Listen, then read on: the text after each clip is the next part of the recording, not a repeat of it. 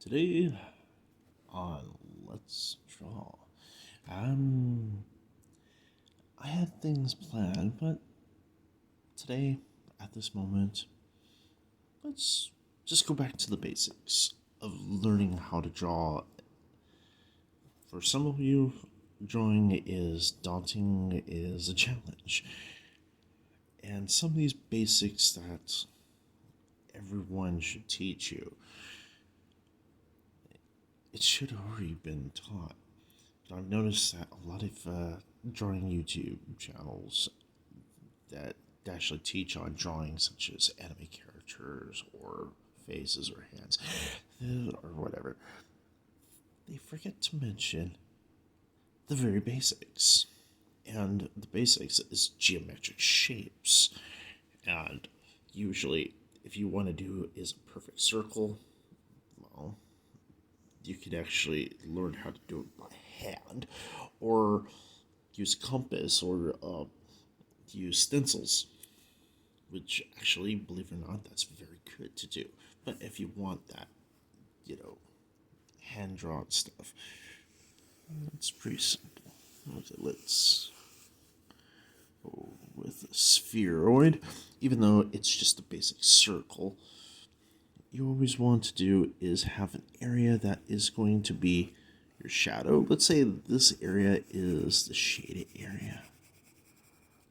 And then you want to have is a shadow down here. Just to anchor this to the surface of whatever it is.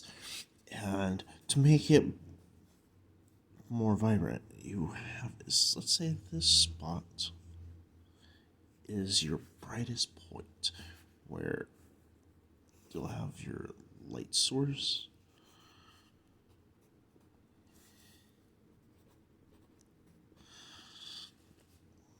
And it will be pointed that way.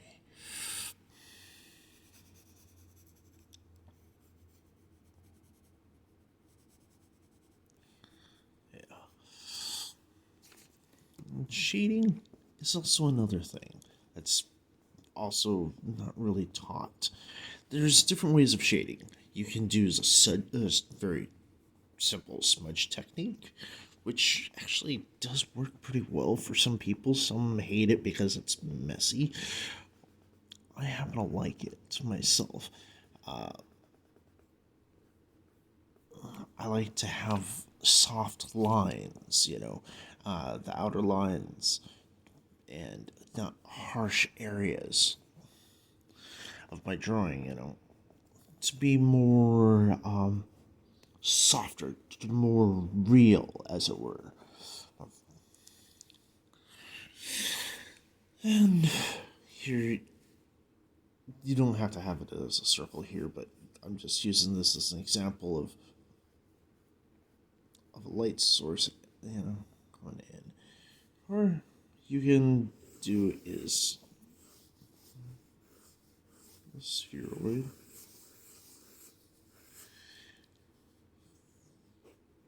Going the opposite way and just hatching.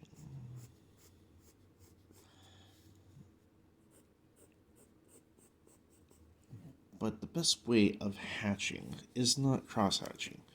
For spherical objects, let's try to get this round. Try to get it spherical. Let's make it more like an apple shape.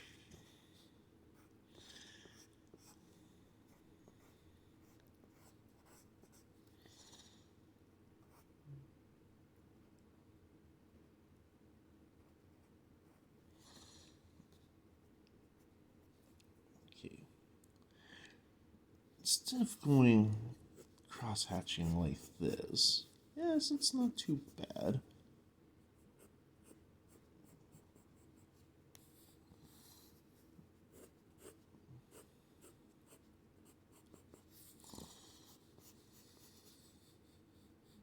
Than having this area, shadow. Well, you should do is more like around it.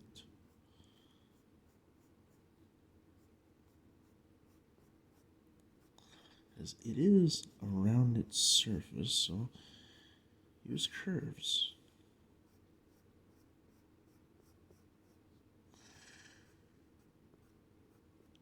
And change your directions. Because after all, it is round. It's not flat.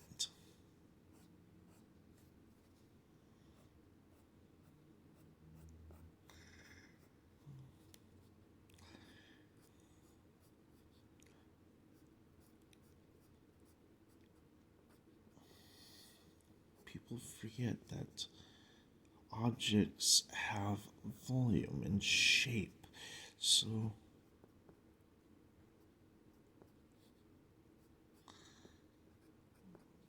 make use of your hatching as such.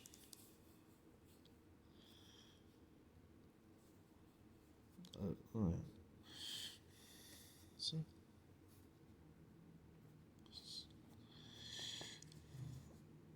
these are kind of basics, you know. People should learn how to do cubes. Basic cubes, you know, have a basic concept of perspective.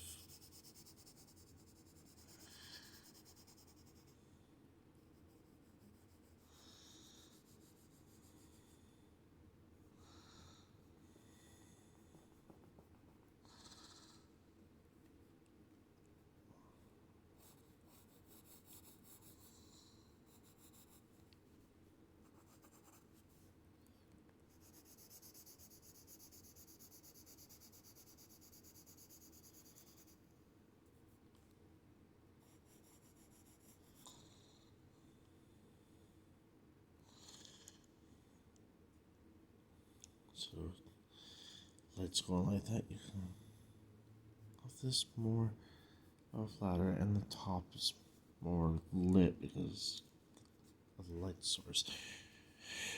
There's also cones, just basically like this.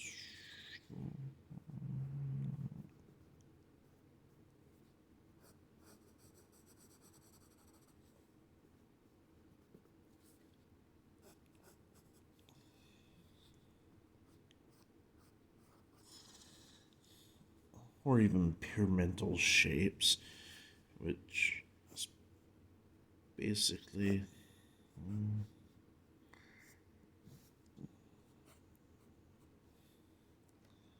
shapes that you want. So, you can't do a true pyramid. Who cares? There's different kinds of pyramids, and like pyramid schemes and such.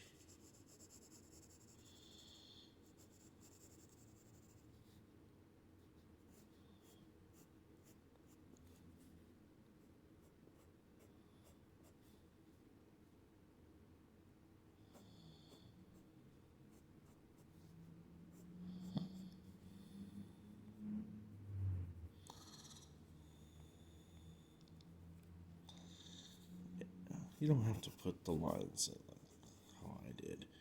Does it matter? Not really.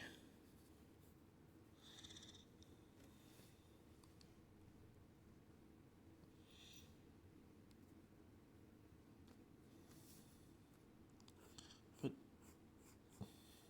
try to make your hatching more fitting the shape of the object. If the object is round, then I suggest having rounded lines and change the directions.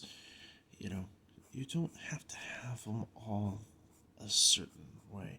Just go what feels right for you.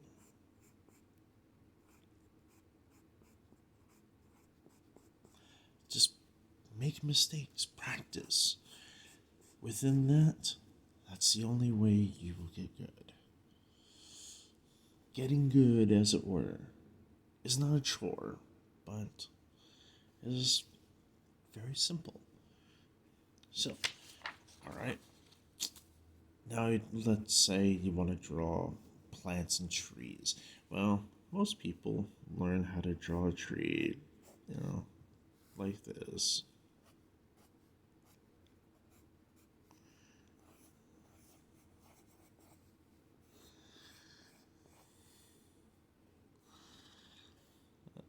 And that could be good, very cartoonish looking. But you can take this, instead of having it round it, but do this. The same aspect of the tree.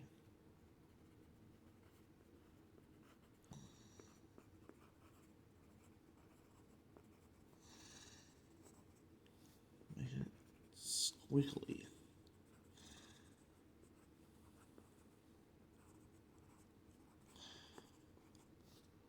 Some would say draw the trunk and the leaves and the arms.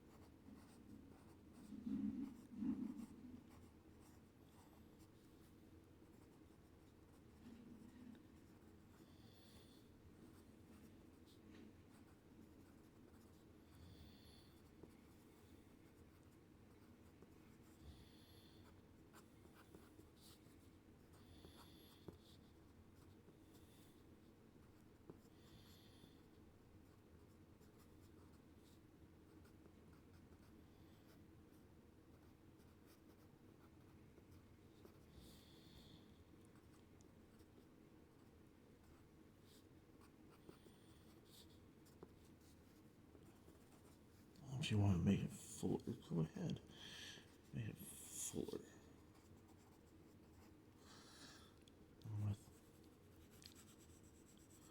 Just pick an area that is going to be the underneath the back part of the tree.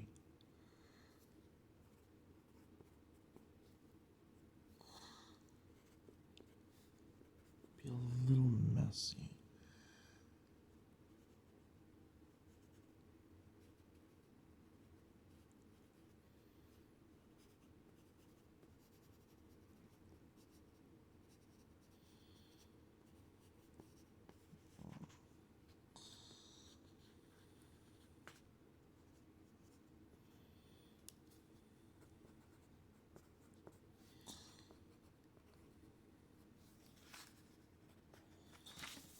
Let's see.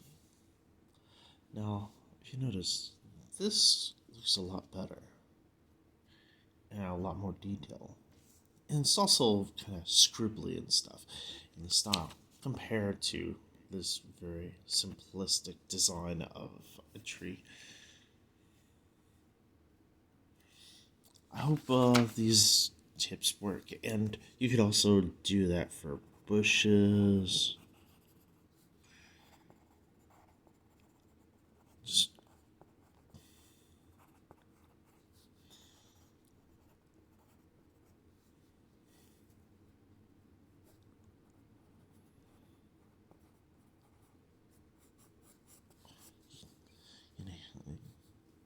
whatever.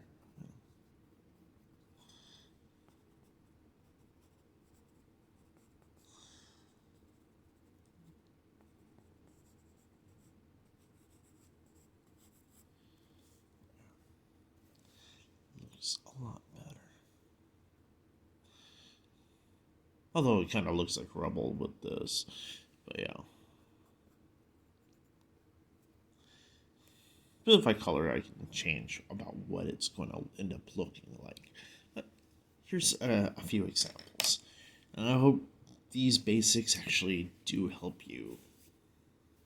Until next time, I will be drawing faces and hands and bodies and other things, and spaceships, and a whole slew of stuff.